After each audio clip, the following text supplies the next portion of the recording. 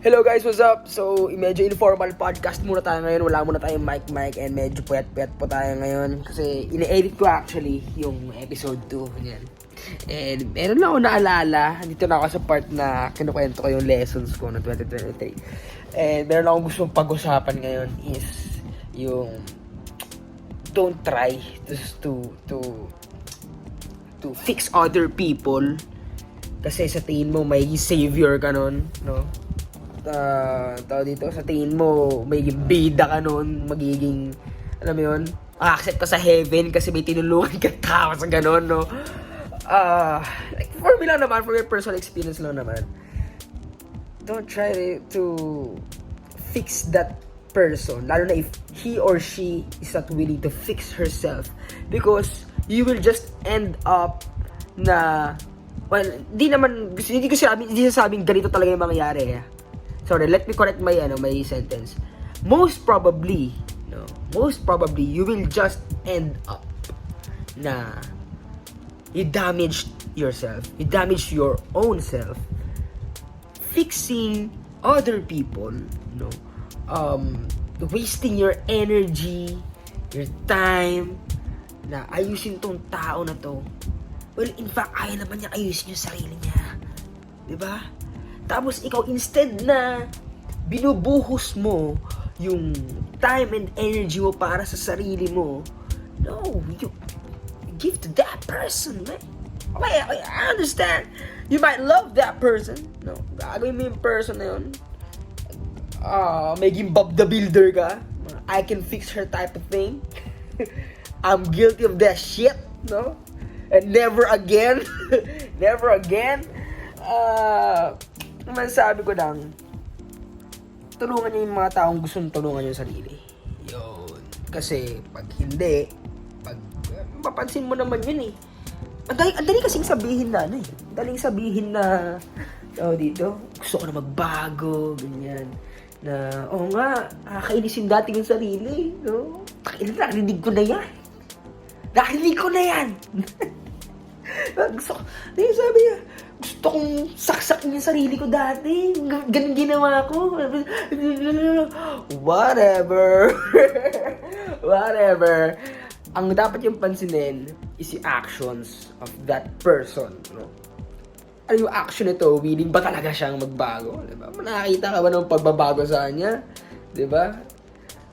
Kasi kung hindi, drop that shit. You better focus on yourself. Kasi pag nag-focus sa sarili mo, hindi ka talo. Wala kang talo. All profit. No? Yun lang yung investment na walang risk. Sa totoo lang. Biggest investment, no risk, all safe. Diba? Yun lang. Ano ba? Parang napakasaglit naman itong podcast na to. 3 minutes. Ano ba kung gusto kong pag-usapan? Parang kulang yun ah. Parang kulang yun. Siguro yun lang, Saglitan, iklian lang natin tong podcast na to. Mabilisan lang para sa attention span din ng mga impatient dyan. No? Ayun lang guys. So, quickie na podcast lang. And I hope meron kayong napulot na aral. And medyo na-entertain kayo, medyo gigil lang talaga ako pagdating sa mga life lesson na ganitong natutunan ko. No? Isa pa. Yan, isa pa. Teka lang. But wait! There's more! Wait lang. Okay, nakalimutan ko rin ito banggitin dun sa episode 1 ko. No?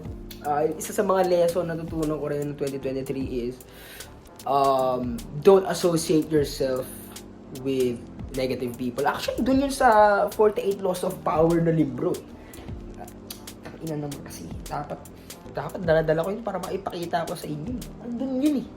Na, ano yun? Pag buong, pakita ko na nga, nakakating ko dun sa taas. Sorry, medyo haggard sa ating pagmumukha ngayon kasi hindi pa ako naliligo eh. Nag-exercise mi kanina. Where's the book? Okay. So, ayan. Ang sabi sa 1 Peter chapter 2 verse 1. Hindi, nandito yun. Sandali lang, hahanapin ko lang. Ayan, law number 10. Kita nyo? Law number 10. Basa. You can die from someone else's misery. Oh. Ayan o. Ano ba title mo ba? Title pala muna. Law number 10. Infection. Avoid the unhappy and unlucky. Bakit? You can die from someone else's misery. Emotional states are as infectious as diseases. You may feel you are helping the drowning man, but you are only precipitating your own disaster. Yan ang sinasabi ko. Yun yung tinatry ko sabihin kanina. The unfortunate sometimes draw misfortune on themselves. They will also draw it on you. Associate with the happy and fortunate instead. Sim, bakit nga naman pipili ka pa ng taong hindi masaya? Diba? Pwede ka naman sumama sa masaya. Naging masaya ka pa. Diba? Kaysa sa pinapasaya mo yung hindi taong hindi. Wala namang masama dun. And masaya din namang makatulong. Diba? Pasahin mo yung hindi masaya. Oo nga naman. Ito pa sinumbat yun. Pasayahin mo yung hindi masaya. Kasi malay mo, ikaw din yung maging dahilan kung bakit, sabi natin, suicidal yung tao. Then ikaw yung maging dahilan kung bakit hindi na ginawa yun. Diba? So, it's still a good thing. Pero ang point here is stay away from negative energy. Right? Stay away from negative energy. So, ayun lang.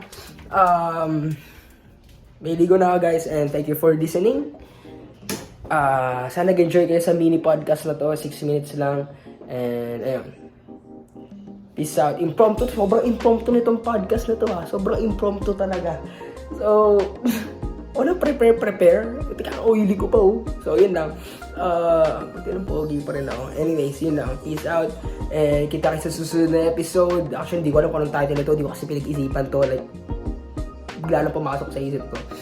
So, ayun. Thank you for listening, guys. This is Paolo Pino, the Fat Man. And kita kayo sa susunod na episode. Peace out. Love you guys. Mwah.